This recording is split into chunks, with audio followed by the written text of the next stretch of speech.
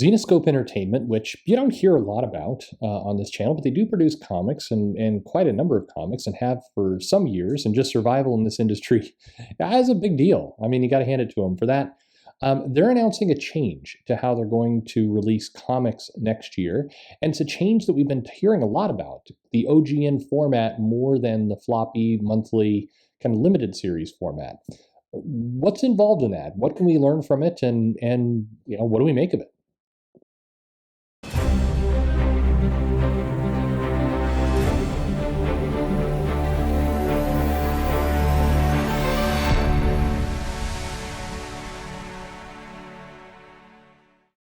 Hey everybody, this is Perch. Talking about Zenescope Entertainment, I need to do a better job of talking about some of these other companies because while Marvel and DC burn up a lot of the attention, there's a lot of experiments and things going on at the smaller company level that are worth really paying attention to. So first, to kind of level set people, what is Zenescope Entertainment? Well, it's a relatively small comic publisher. It was founded in 2005 by Joe Bruscia and Ralph Tedesco. And the goal was they were writing screenplays, and they saw comic books and graphic novels as being a really good way to expand their influence, start producing kind of more content that then could basically segue into movies and screenplays. Not a crazy idea, one that a lot of people have. And so they've been taking a lot of comics from the Grimm fairy tales kind of shared universe that they've created, and they've been putting out a lot of titles all within that kind of world. They've done a couple other things based on movies. They did a comic book based on Seven. They've done a prequel to Vikings, the History Channel series. I think they've done things with Final Destination and Charmed, and so they've definitely played in that. But kind of their bread and butter, I would say, from the outside looking in at least, that the Wonderland series and the Piper, both of which have been adapted, the Grimm fairy tales kind of world, those have all mostly been kind of what they've been known for and what they've been doing. So what's changing and what are they up to? Well, they are basically announcing a different program to how they're going to publish. And historically, they've been doing a number of limited series, little mini series that kind of make up that universe and build things out.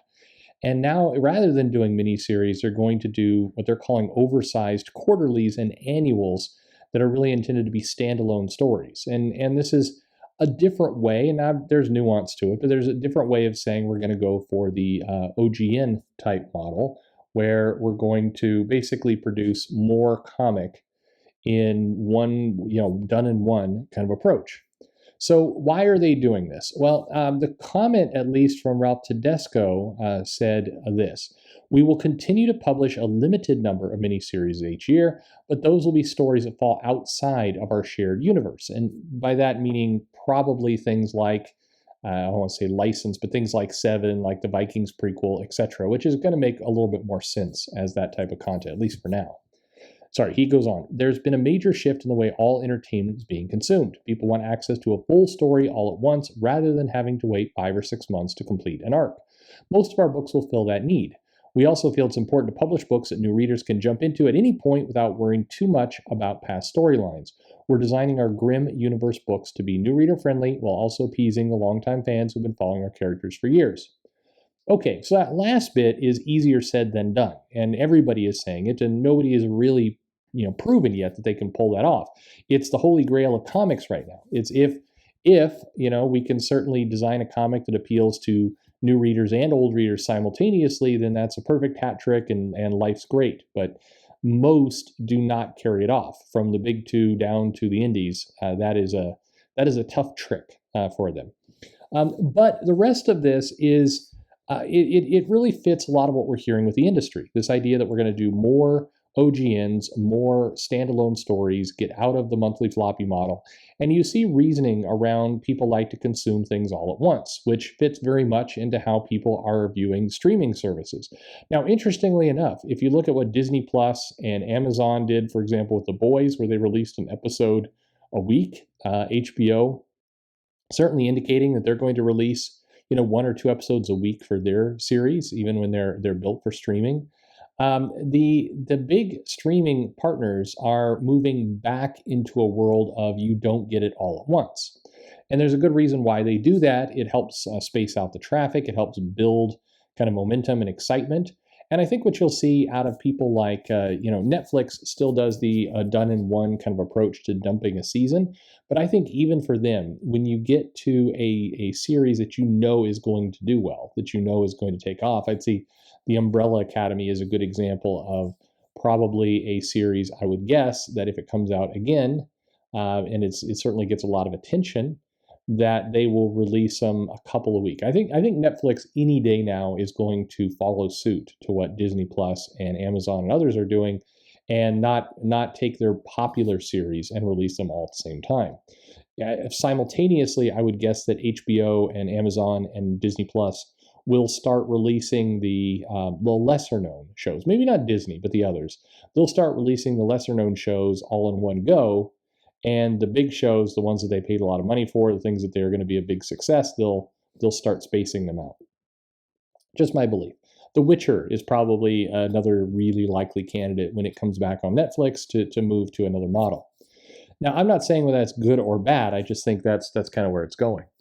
But I bring all that up as a bit of a tangent, but I bring that up because you're seeing the streaming services, of which comics are rapidly chasing to do the same thing, kind of moving back into a weekly or monthly release schedule. I think that there's going to be this flirtation with this idea of dumping all the material at once, but I think that it's going to work out worse for comics in many ways than the streaming services, just based on the price of the comic and how it's consumed and everything else. I think there's going to be a deterioration factor overall. That said, for Zenescope, for the Grimm universe and the titles that they do, this probably makes a lot of sense. Their stories probably lend themselves more to done-in-one type approaches where you put a bunch of content out in one annual and out it goes. I think that's going to work a little bit better for their universe, a little bit better for getting attach rate up on their universe, and it's going to allow them to space things out. Zenescope and a lot of the smaller indie companies, I think, struggle to get attention. The reality is, if you're a comic shop retailer and you're looking at your orders, Marvel and DC and Image are going to take up 95% of your attention. And then you're going to probably go to Boom, and then you're going to look at IDW, and then the rest kind of happens in a blur. That sounds horrible to say, especially since I have friends in the various studios that are trying their hardest and putting out some really great books, but that's just kind of the way the market now is. So I think that they've got those groups, those smaller publishers have to do something to distinguish themselves. And one of the ways I think they do it is by putting kind of their best foot forward with one larger book and doing some marketing around it and everything else, rather than fighting for, for lack of a better word, shelf space in the catalog alongside a bunch of other people. I think that's often a losing proposition for them. But it's interesting. I do expect more companies to go the way of Zenescope and start offering this. I think that you're going to see people flirt with it. Interestingly enough, you might remember that Marvel did the you get it all at once approach to some titles. They did it with Jessica Jones. I know Kelly Thompson wrote this series that was a digital first, and it's like you get it all at once. And they were comparing it a lot to a streaming model, and it did not work. In fact, the numbers, at least you were hearing off Comixology and other places, were that it underperformed what you normally see off digital for just a monthly release. So I think there is a lesson to be playing out here. I think comics benefit, just like their sequential art, I think they benefit from sequential release, unless you're talking about some very kind of closed world situation that the Zenescope has here. But by and large, I think the everything done in one is going to be a tough sell for both the market and for people historically who have read comics. But what do you think? As a reader, do you want to have just all the comics in one shot? For example, picture, if you will, the Marvel situation or the DC situation. Imagine Death Metal, and imagine if you just got all of Death Metal on day one, and you then you waited, I don't know, another year for something else by Scott Snyder. Would that be what you want, or do you like to see the comics spaced out? What do you want to consume, and how would you do it?